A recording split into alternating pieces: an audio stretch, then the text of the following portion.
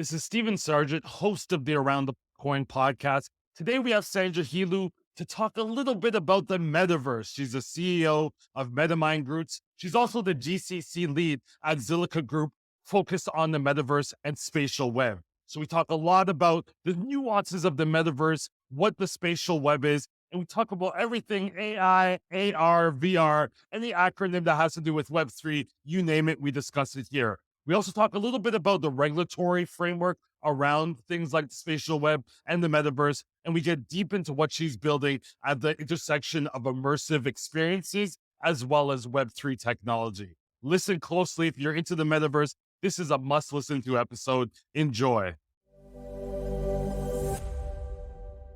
This is Steven Sargeant, back for another episode of Around the Coin. We're with Sandra Helou. I think I got it close to correctly. Sandra, tell us a little bit about yourself. I think I remember kind of watching you progress during the times of NFTs, Web3, and Metaverse, and you've really expanded, I think, your thought leadership across brands and partnerships and collaborations. But tell the audience a little bit about what you're doing. We're going to jump right into the conversation. Sounds good. Thanks, Stephen. By the way, you didn't really butcher it. You just needed to run out of breath just a little bit more. It's Helou. So good job for a first timer. So my name is Sandra Helou. I'm the CEO of MetaMinds Group, a Metaverse and spatial web company, and the GCC lead for Zilliqa Group, which is a layer one blockchain, pretty much known for their sharding technology out of Singapore, initially in 2017, but, established in 2015. With the whole vision, and I guess we'll dive into it more in the discussion. Yeah, even like right off the bat, you mentioned spatial. I hear that term a lot more than I'm hearing metaverse these days. Can you kind of, maybe it means the same thing with different elements or features. Can you kind of define what spatial is and how it's either similar or different than the term metaverse? I don't like giving myself credit a lot, but I guess I would say I was one of the first people in the space that really wanted to push for everyone in the industry to kind of start adopting the spatial web approach or the spatial kind of discussion way before, Apple launched their Vision Pro and then they went with the spatial computing and all of that. I mean, look, spatial, for me, I call it the spatial web because at the end of the day, it has to do with the vision that we're leading with at MetaMinds, which is I consider spatial web kind of like the building block of AR, VR, metaverse, NFTs, crypto, blockchain, 5G, IoT, and I can keep on going, but it's pretty much the umbrella that's going to help elevate that next iteration or the next existence of what the internet is right now. I have also noticed a lot of people started to use it. I think on LinkedIn, I'm starting to see more people start saying, oh, spatial web, spatial computing. I even think saw a spatial, like someone actually said spatial content creation. Haven't really figured out what that is, but I'm sure I will soon. But, I think that the term in itself is starting to make its rounds. That's awesome. And what was your first interaction with Web3? Or maybe everyone has that kind of origin story, how they either got into crypto or how they got, introduced to the blockchain, Ethereum. What was your first introduction into Web3? I guess there's no real straightforward answer. I was pretty lucky to graduate at a period when everything traditional was going digital. So already, I wouldn't say it was Web3, but it was at that cornerstone where everything you were doing had to have an element of digital into it. A lot of again, it really just depends on how people classify Web3. At the end of the day, I can ask you what is Web3 because, my answer about what Web3 is completely different probably to someone else's.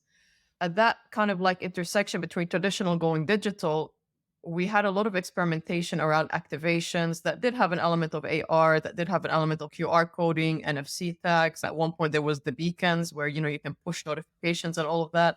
It really just depends on how far you want to go back into defining that transitional period of when I interacted with it. I would probably say my origin story with blockchain happened after, which is actually quite a funny story. Obviously, Bitcoin. Everyone started off with Bitcoin, but there was like back in the day when people were using Bitcoin to buy pizza and to kind of do their little kind of like back and forth transactions. I remember I had heard the term Bitcoin. I was already looking into it, so I guess I can't remember dates pretty well right now. The interesting story is I had left one of my positions that I was in, and one of my coworkers, my colleague, said, "Hey, do you want to do a project for me?" So I was like, "Yeah, sure." And then at the end of the project, he goes to me, "All right, do you want Bitcoin or do you want me to pay you kind of like in dollars?" Yeah, it's like actual money. So I'm like, give me a day and I'll come back to you. So that was kind of like when I kind of took that, okay, Bitcoin, blockchain, all of that, kind of like seeing it, dabbling with it, but not really that much and fully diving into it. So yeah, I guess that would be my origin story into the blockchain, Bitcoin kind of, not blockchain, but Bitcoin. I would say more so than That's awesome. blockchain. That's Yeah, thank awesome. you to Tell my me a little colleague. bit about. Sorry, go I say, yeah, thank you to my colleague. ahead. Especially, it doesn't matter what date it was probably a lot cheaper than it is today. Um, Tell me a little bit about like your first thought when the metaverse started to explode, NFTs, Web3. You're already in the space at that time, I believe. Tell me what your first thought was. Was it really like, oh, I don't want this type of hype? We just want to build. Were you like, finally, our time has come and people have seen what I've seen for years? Walk me through what that feeling is like when something that you're working on hits mainstream. I think a lot of people expect it to be a sigh of relief, and it's actually the exact opposite of that. Again, it really goes back to with my own background personally. That there's my background is in tech, but it's also in marketing and advertising. There's been a lot of instances again where a lot of the activations that we would do for clients did have an element of what the metaverse is now. The only difference is that now the vision that we have again is to prolong it as part of a brand's operations. Back then it was a little activation. Now I have a funny story. I won't drop names, but there's a leader now in a brand leader now in Web3, especially in the metaverse.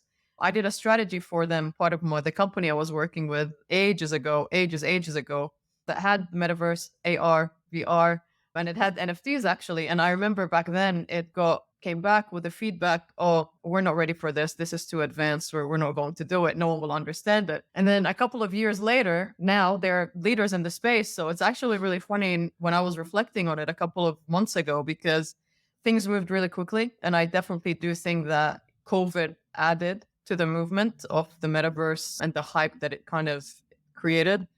So yeah, I was pretty happy that people are now starting to understand that the internet is great. Engaging with your community is brilliant, and you need it to prolong a brand's identity. But you need to have that ongoing kind of interaction between them and yourself. Interesting enough, if you pick up any paper today, if you read any news headlines, I think this was advanced by, the UK or the English government spending $350,000 on a metaverse event and 14 people showed up. When you hear the word metaverse, what is what like one of those first things that come to mind to you? I know you said that everyone's going to have a different kind of definition or their version of what Web3 is. When you hear the word metaverse, like what does that experientially mean to you?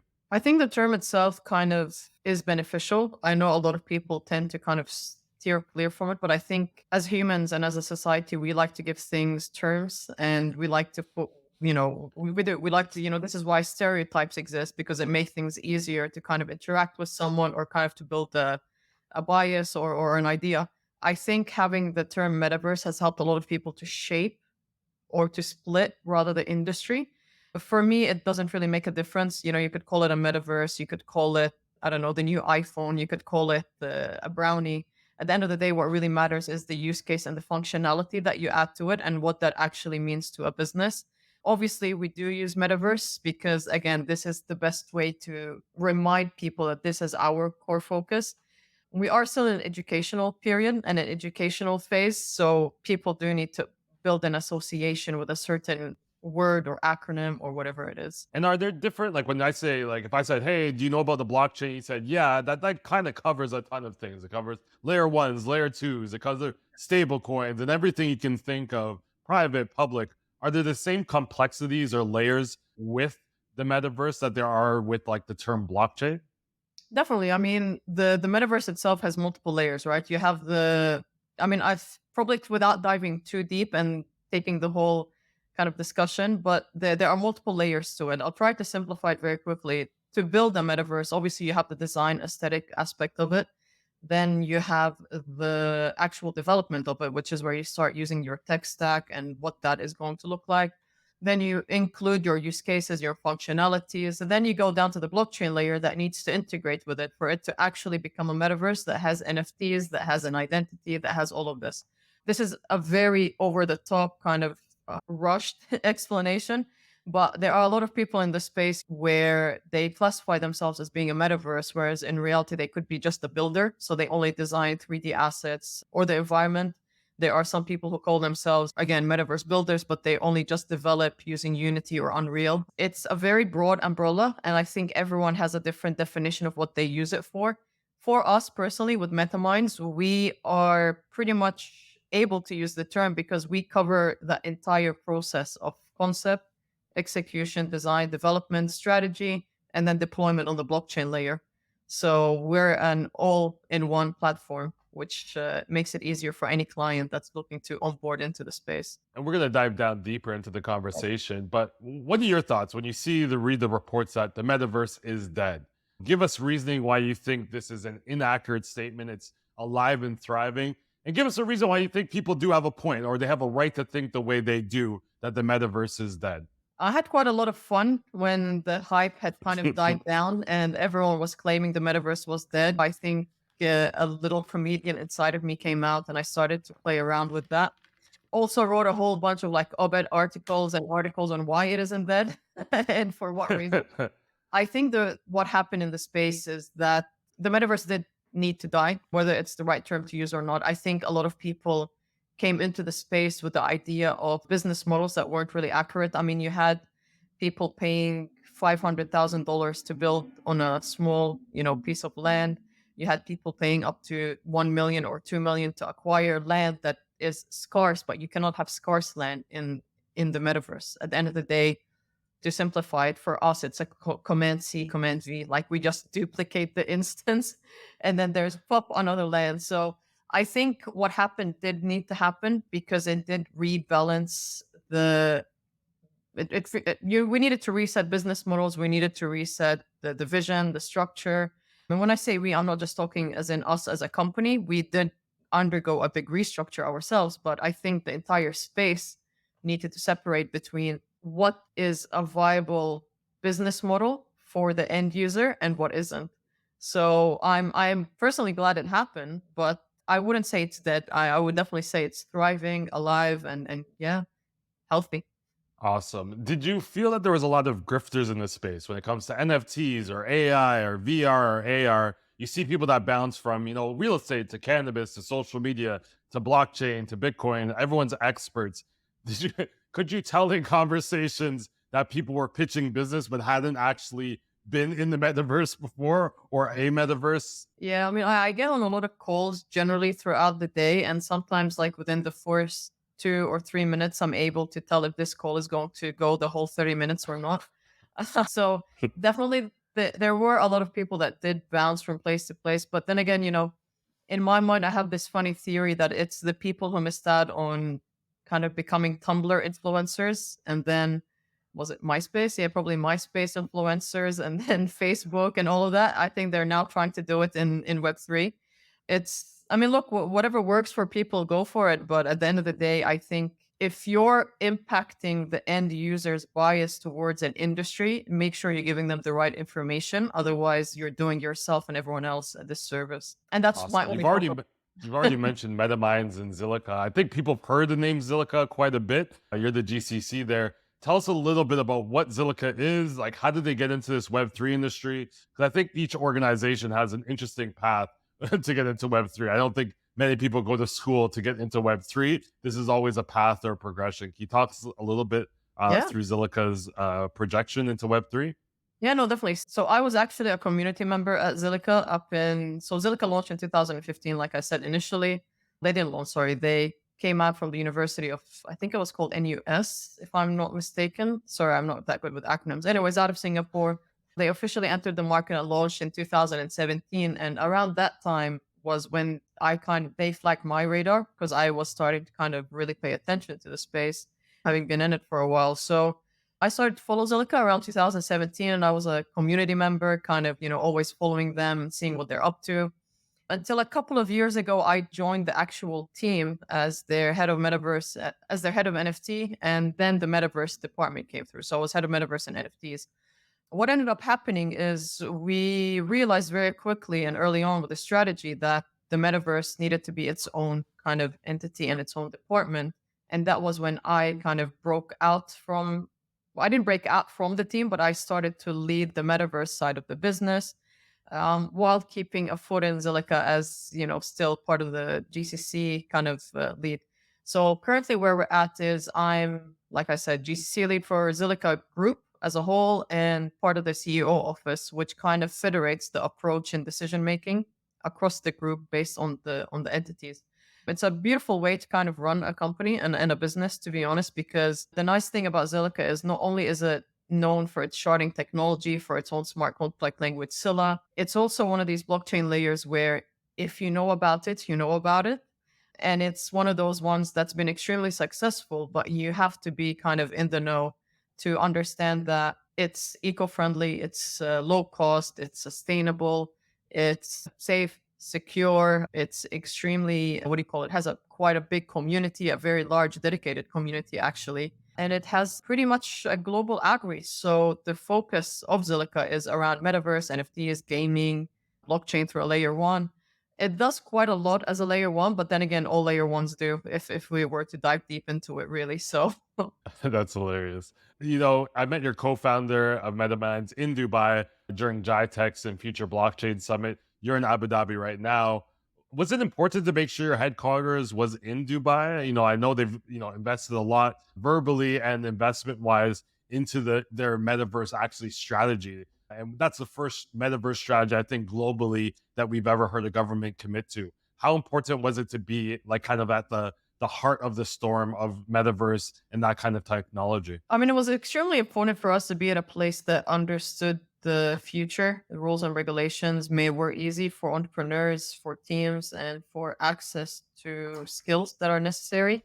Obviously, Dubai or the UAE was an easy choice for us. Having Zilliqa out from Singapore with teams in London, for us, it was just the next obvious choice in terms of setting up our headquarters because, like you mentioned, the rules regulations here have been in favor of Web3, especially, metaverse, digital assets, blockchain. You have a lot of support from the government. If you want it, you have a lot of support from other entrepreneurs around you and all of that. So I don't believe we followed the hype because technically we were in the UAE prior to when people started to say they wanted to come here and do that. But I believe the movement that's happened has definitely been because of the region and why it's been so welcoming and how it's been able to support people to come in. One of the things I heard a lot of when going to Dubai, everyone talks about, there's a lot of smoke and mirrors. But I also noted that a lot of people are going to Dubai like looking for something, right? They have a lot of money flowing around there.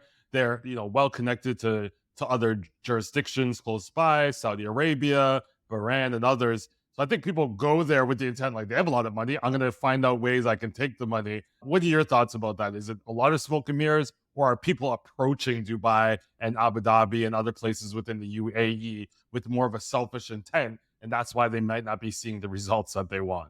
No, I think you answered the question, to be honest. I think people have been coming to the country because I've experienced it myself to the region thinking that they're going to land and investors are just going to come throw cash in their face and say, go do what you want to do. It really isn't like that. The GCC region is built based on a lot of relationships. So personal relationships, actually taking the time to get to know the people that you want to build a relationship with, whether they're investors, whether they're employees, whether they're kind of like brands or clients in the future. I wouldn't say it's smoke and mirrors, but I would say it's definitely a prolonged journey that isn't going to happen as soon as you land at the airport and make your way to the hotel. You do need to put in the effort, the energy, and you need to also prove that you want to be here. I mean, for us, so we've expanded our team in the region. We have a headquarters here. We're at events. We participate in government discussions around setting rules and regulations for the space. So we do actively partake in proving that this is why we're here and we do want to be here. I've seen it happen as well with a lot of people that I know personally that have come to the region. They've tried it for like a month or two. They went to a couple of events and then they were like, no, I can't. I haven't raised anything. I need to go back. But, those who did persevere kind of did benefit at the end. At the end of the day, everything can be smoke and mirrors. It really just comes down to you and how you want to tackle things, right? I love it. You mentioned regulation and you touched on regulation. Obviously, my background's in, compliance, blockchain investigation. So regulation is dear to my heart. We've seen global regulators start to create actually legislation and regulations that encompass Web3. When FATF first came out with their approach to digital assets, they never even mentioned the word NFT or any other things. In Yeah. their revision 8 months later, you started seeing that they were focusing on these emerging technologies that haven't quite fully baked yet, for lack of a better word. The UK House of Lord members have called for a bill to regulate internet services to now extend to virtual environments such as the metaverse. Maybe Yeah. can you talk to some of the regulatory challenges that you're seeing or that, your maybe your colleagues or other organizations in the metaverse have to go through? Again, it can be a bit tricky because this is where it comes down to the business model and the structure that a company would have. There's a fine line between what is considered a digital asset and what isn't a digital asset. There's a fine line between what is considered a crypto token and what is considered an in-world token. There's a fine line between what's considered a blockchain layer and what's considered just, an authentication layer. It really just comes down to the business model and the operations. The thing with the UAE is that they have, I don't know if you've heard of it, but it's called VARA. So it's a virtual assets regulatory authority, I believe is what it stands for. And that was established around Sep 2022. Pretty much their main goal is to look at kind of like the key principles that they have is around market integrity and stability. So making sure that the market is doing what it needs to do, consumer protection, technology support in terms of innovation and neutrality. So just making sure that people are doing what they're saying they're going to do, regulatory resilience, efficiency in the regulations. So when you have kind of like these government bodies who are kind of helping and supporting people understand what is going to be considered a virtual asset and what isn't, what's going to be that fine line between them being successful and them having people knocking on their door saying, you you need to come in for more questioning. It does tend to help a lot, but it does put a lot of strain on the founder because you do need to be very open around your business and what Right. actually it is you're dabbling in. So I wouldn't say it's a lot of hard effort, but it's more around just really understanding your business model. For example, we don't do anything that has to do with blockchain as a metaverse company. We don't no, sorry, not blockchain, crypto. We don't touch crypto because all of our worlds are just built based on in-world kind of tokenization and how that operates around a strategy. So for us, we don't really classify as a crypto company, even though we are in Interesting. Web3. We use the blockchain, we have tokens, and we do all of these things. We're completely far from being a crypto company. So yeah, it's these kind of things that people need to pay attention to. What are your thoughts when you see the US start going after NFT projects? Most notably, Stoner Cats, I believe, was one by Mila Kunitz and Ashton Kutcher. They gone after Tom Bilyeu, basically saying that it was an unlicensed security.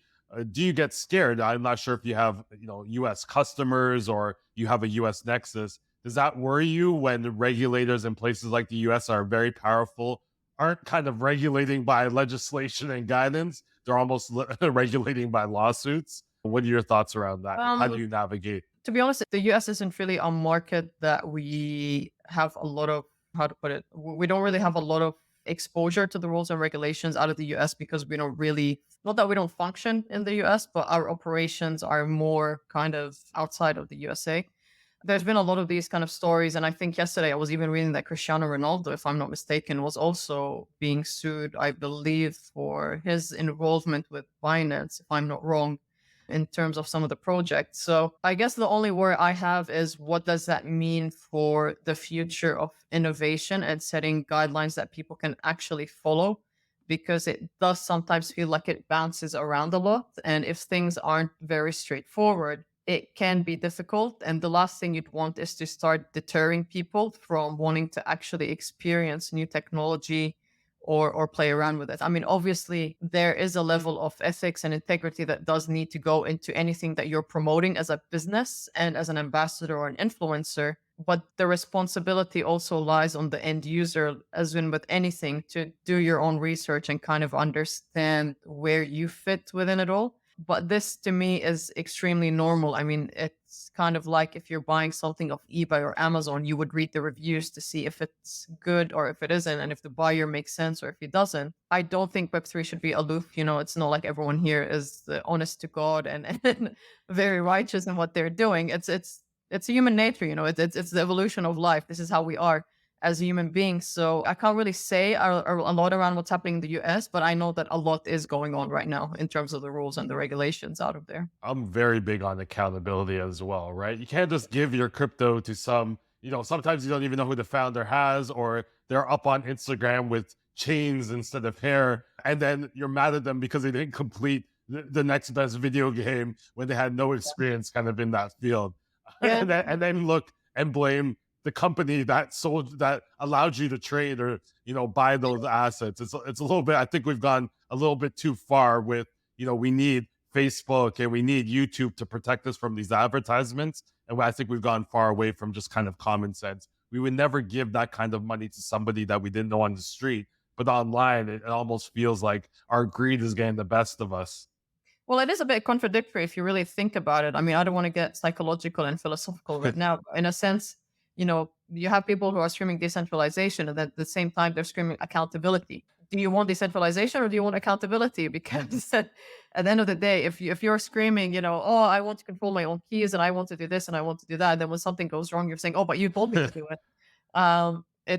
It's kind of like, what do you call it? You're kind of like stuck on this kind of like highway, and you don't want to go back and you don't want to go forwards. Who do you blame? Yourself, the car, or the bridge? It's a matter of just making things work.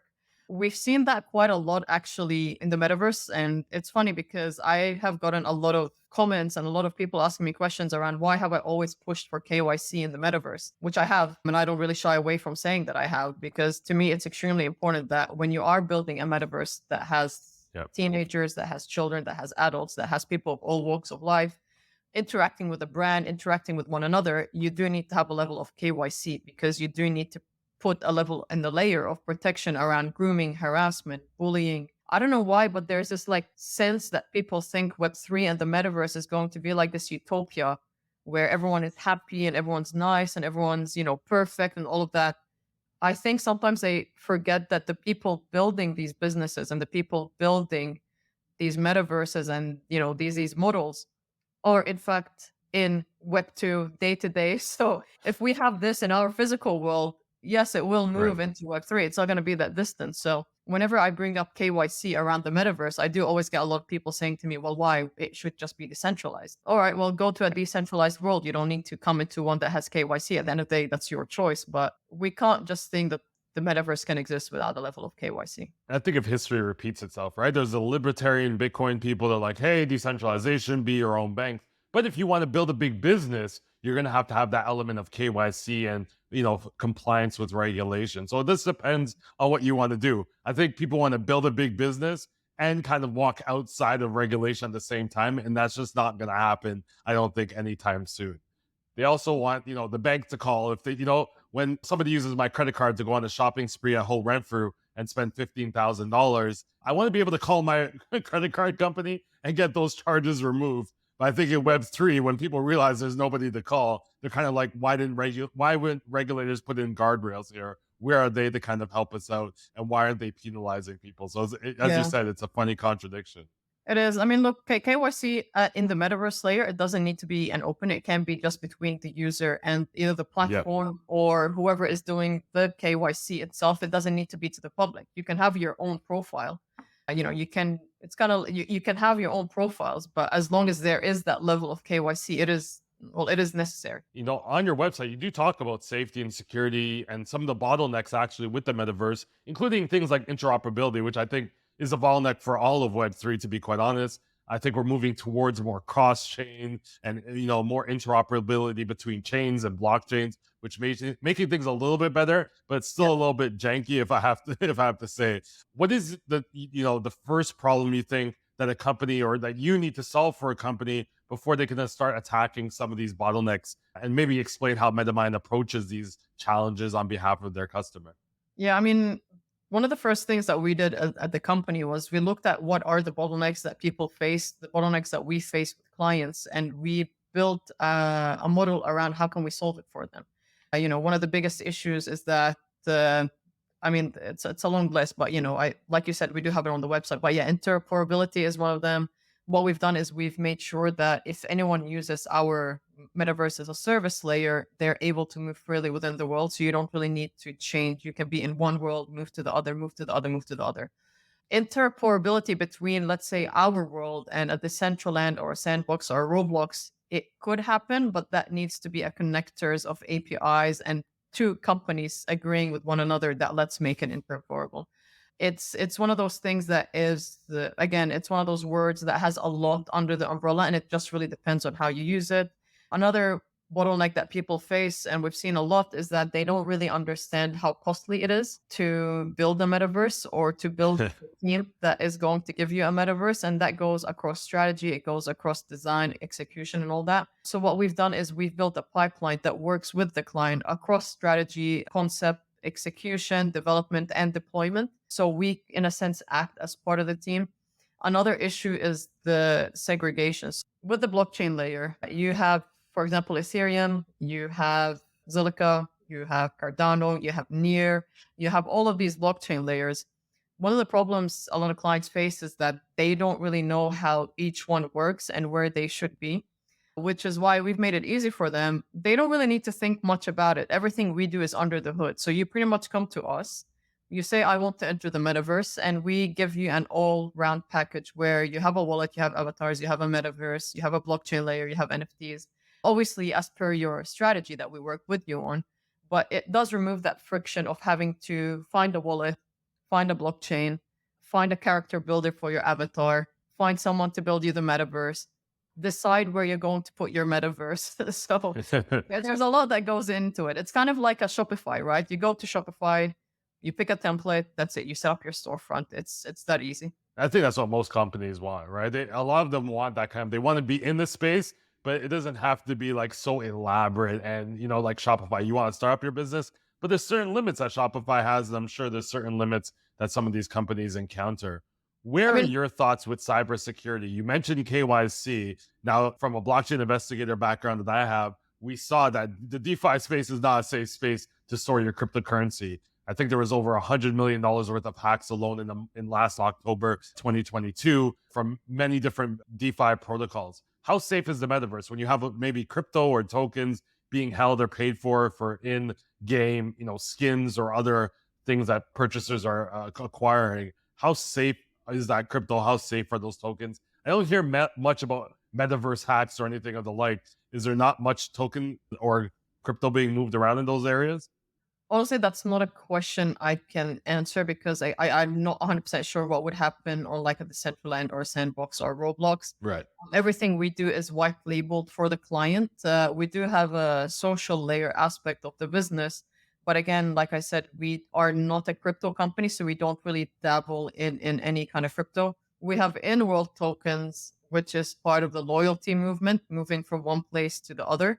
But that Right. is not pegged to any monetary instance or number. It's more a matter of the strategy. Now, to answer your question, though, from my own experience, I think I remember the last DeFi hack I remember personally was the one that was happening live. And the person who was doing it was, I think, on like Discord or Twitter or whatever, telling kind of literally live tweeting what he's doing and what he's about to do and all of that. I was actually still internal at Zilliqa when that was going on. And I remember the Slack channel was going off because we were like, oh, did you see that? Did you see what he said? Did you see that? Did you see that? So to answer your question, I think it really just depends on the blockchain layer, to be honest. Yeah. I mean, at the end of the day, it comes down to the smart contract and how safe and secure it is, how safety measures have been taken by the users. I think I've seen a lot of people saying online, oh, I got a email, someone asked for my phrase key, so I gave it to them, and then all my money was gone. Well, I mean, if someone knocks at the door and you answer and you get punched in the face, you kind of, Yeah. you need to kind of protect yourself from these things. It's do your own research is pretty important still. That's for sure. One thing you've mentioned quite a bit is Roblox, and I don't think many people in Web What's 2 know Roblox? exactly what Roblox Like, is. I have a son that's 7 and 4, so I definitely am on Roblox once a night playing some games with them and their friends. Fortnite is my favorite game to play on Roblox, but how is Roblox connected to the metaverse? Is it the best version of the metaverse that we have right now? Because we all know it's very centralized. There's definitely a central authority on Roblox. Talk to me through like your concept of Roblox and what it has to do with the metaverse. I mean, at first I didn't realize I was saying Roblox that much. Maybe that's something I need to flag in myself. But to me personally, Roblox isn't really a metaverse. I think it's more a gamified world. Again, it just comes down to how people define what a metaverse is. We use a different level of rendering. So we use a high poly. I believe they use the is it pixel? I can't really remember. The target market that we have is completely different to Roblox. Generally speaking, our core focus when going for a client is not the Roblox audience or experiences. It's more the metaverse as part of your ongoing operations, as in it taps into your HR, it taps into your training and upskilling, it taps into your community building, it taps into your pre and post customer engagement and support, it taps into your funnel of driving, revenue and new revenue streams. That's what we do. From my experience Interesting. with Roblox, it's a gamified world where you go in, you play a game, you do what you have to do, you have the experience, and then you kind of move to another place or you jump out. I could be wrong, but unless it's pivoted in the last 24 hours, that's how I remember it being. So we have two completely different models, and I believe that again, people are calling Roblox the metaverse, but it's not a sustainable for me anyways, it's not a sustainable environment for people who want to continuously engage in a strategic and incentivized way with a brand or an influencer or an ambassador that they like and follow. I think you make a great point there. Commercially, they got it down pat. I'd be spending $100 on Robux a month for my kids to get to use. So commercially, they have it down pat. But you're Yeah. right. There's not much engagement. There's not much. Maybe brand loyalty would be the best word. But speaking of brand loyalty, it seems like luxury brands have like dove in headfirst into the metaverse. LVMH, you're in. Abu Dhabi FinTech Week was there. F1 was there. Chris Brown in the club. I saw a lot of expensive watches, purses in some of those clips.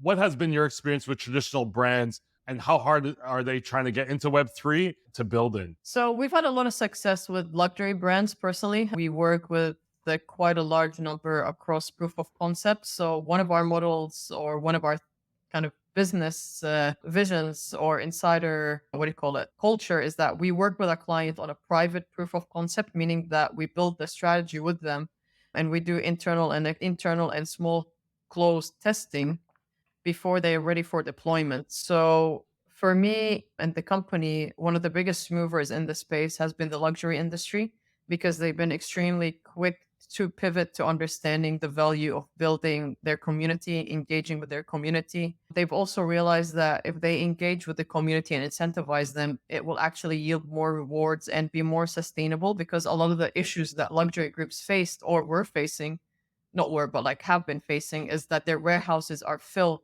with a lot of products that not many people are wanting to purchase.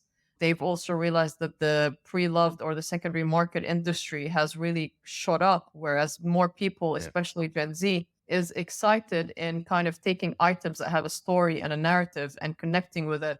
One of the big misses in the industry has been where we've been extremely successful with the brands that we are working with is that we don't shy away from telling the brand story. And we definitely don't shy away from making sure that their community feels engaged post, pre, and kind of after you've left the experience or you've left the store or you've left the metaverse or anything like that. For us, luxury is set to be our core focus, and it is actually our core focus when dealing with clients. Luxury, lifestyle, entertainment, they all fall under the same umbrella for me personally. But there's a lot that can be done. And yeah, you are right. Chris Brown was in town, and I believe Kanye West was too, if I'm not mistaken. So yeah, it was a good party. I didn't go, but I heard it was I heard it was a good party. Yeah, sure. You're like, yeah, I didn't personally. It wasn't me in the background with my hand over my face A bumping friend in the told club, but I heard others had a really good time.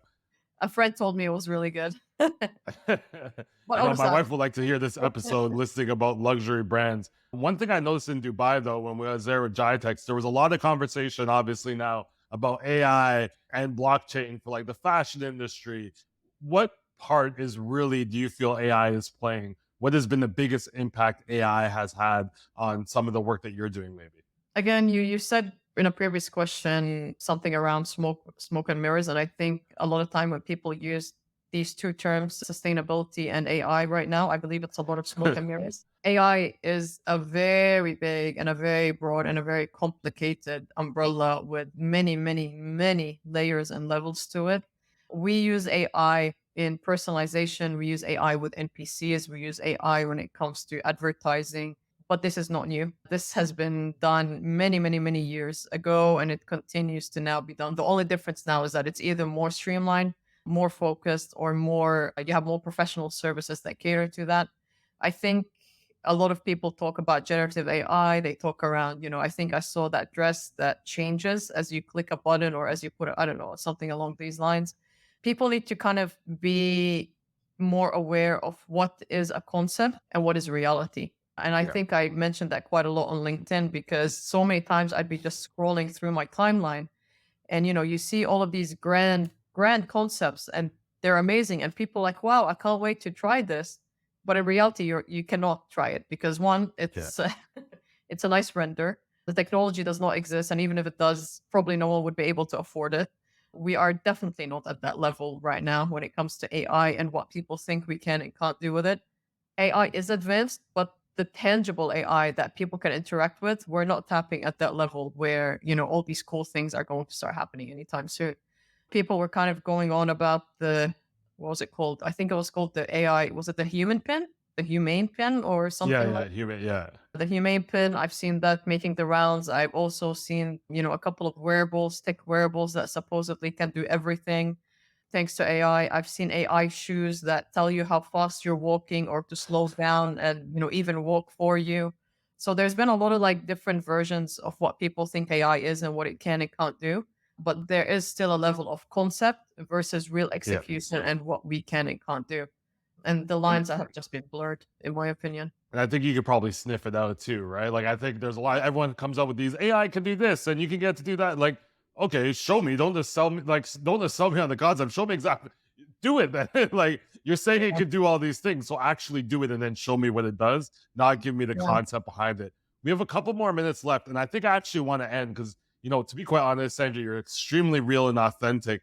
I just saw this week, and I think it's been making its rounds. The conference Devternity, I believe that's the name. I'm not really much of a developer, so I don't know the exact name. I think it's Devternity. Huge scandal, posting women speakers that were either AI generated or never existed. They actually had to cancel the conference because many of the other speakers pulled out. And it goes to show like diversity is now being so highlighted in the news that people actually have to fake the diversity in order to draw in some of the more diverse conscious professionals. You as a woman speaker, notable, I've seen you on, many of the biggest stages around the world. What are your thoughts about that? What has been maybe your own experience to end off this conversation? I actually did see that. And I remember I was driving down to Abu Dhabi Finance Week and I did write a long post and then the app crashed, so I couldn't post it. So I'm glad you asked me that question because I guess I can still remember what I wrote. I've never really believed that people should be just judged based on whether you're a male, you're a female, whether you're from this country or that country. I think it's always important to look at people. And I don't like using the term judge, but I will say it because it is 9 p.m. my time and I can't think of a better word right now. But I think judging someone based on their skill and their experience is a lot more beneficial regardless of their sex or where they associate with or what their cultural background is. There are plenty of women in the space who are doing a lot. There are plenty of men in the space that are doing a lot. There are plenty of unrepresented individuals in the space that have sounded extremely difficult to make a name for themselves, doing quite a lot. And it actually, I'm not someone that usually would pick on these things, but actually seeing that event generating AI images of speakers did, in a sense, trigger me. I believe Gen Z would say it's cringe delulu, if I'm not mistaken, the terminology that they would use. I did feel that in all honesty, because in my mind, we talk about inclusivity, we talk about how can we make the world a better place, but if as a collective we're not doing better, we cannot be better. For me, again, this does come down to the term inclusivity. I don't like when people use it because in reality, we are not an all inclusive world. You will never have an all inclusive company. You will never have an all inclusive country. You will never have an all inclusive blah, blah, blah. There are so many people that struggle to buy a laptop, so many people that struggle to get visas to get a good job. It's not always been equal for everyone. So I think when we talk about inclusivity and we talk about diversity and we talk about all of these things, it's not fair to forget that some people are extremely privileged to be able to get on stage and others have really worked extremely hard to get to a point where they should be on that stage. And the fact that someone has decided to fake an AI personality and not give everyone an equal opportunity based on their experience, their knowledge, and what they know, it does, in a sense, make me wonder why would you even do that? It's actually more tiring to develop a fake Yep. AI image and a portfolio for someone than actually just connecting with someone and telling them, come speak at the event. And the funny part is, I believe they were putting them working at really big companies too. I mean, if you were gonna fake, I believe they had Yeah, limits. yeah. Maybe go with a little more of an obscure No, no, company, I know, like not working at Coinbase. obviously Coinbase. At some point, someone's gonna be like, "Hey, I've never met this Anna Boyker, I think her name was, or something like that, from memory." So rather than Yeah. wasting time generating fake eye images and really bad resumes, just connect with people and give them a chance. I mean, I got given a chance. I've given people chances. My mentor has opened doors for me. I've opened doors for others. If we're not helping one another and we're not giving each other the time and the availability of being able to show what we're capable of doing, then we're just gonna be stuck in this little circle. So yeah, I probably went off on a bit of a rant, but for me, No, it was I definitely think you one of touched those. on it, and I think it even triggered me. It's like people don't mind if you just had lack of diversity on your panels. I think okay, it would you wouldn't be canceled for that, but it'd be like okay, you can do better. But when you try to trick people, I think that's nobody likes to feel like they're being tricked, and I think that's the part that bothered me. Like I don't like. Yeah, you're right. Like the energy into tricking people, I think, is what bothered me, and the fact that you have so many great panelists just ask them if they know somebody that they feel could, help bring a I think diversity is important. I think, having someone like you on stage, not just because you're a woman, but you just bring completely different ideas, I think, than having me on stage. So I think there's the importance of having the diversity of conversation, not so much just gender or race, but obviously as a black person, I feel like you also want to see people there. And I was going to go back. I was like, oh, I'd love to see who they had like representing African Americans. I'd love to see what images they created for that because if they're doing it for women, I hate to see what they're doing it Uh, for other minorities. I mean, I'm just kind of curious. Like, if I decided I did want to go see this woman's speech or I don't know panel or whatever, what were they going to do? I mean, I mean, if you build an entire day or event around these speakers, obviously people are going to rock up expecting to see them. They didn't show up, as in you create this fake personality and then you badmouth it. It seems like a Netflix movie for Christmas. Someone got invited to like a family Christmas, and then they made up a boyfriend or a girlfriend, and then I don't know. It just seems like it's useless. It doesn't really make us. It serves no purpose. Yeah. Just get And they've speakers. done it in the past. Apparently, they've done it quite a bit in the past, and they just said that the person didn't show up. Sandra, you've been an amazing guest. This is way better of the conversation I could ever imagine. I love how authentic and real you are. Thank you so much for joining around the Coin podcast, and good luck in everything that you, MetaMinds, and Zilliqa is doing out in UAE. Thanks, Steven. It's been absolutely No problem. amazing.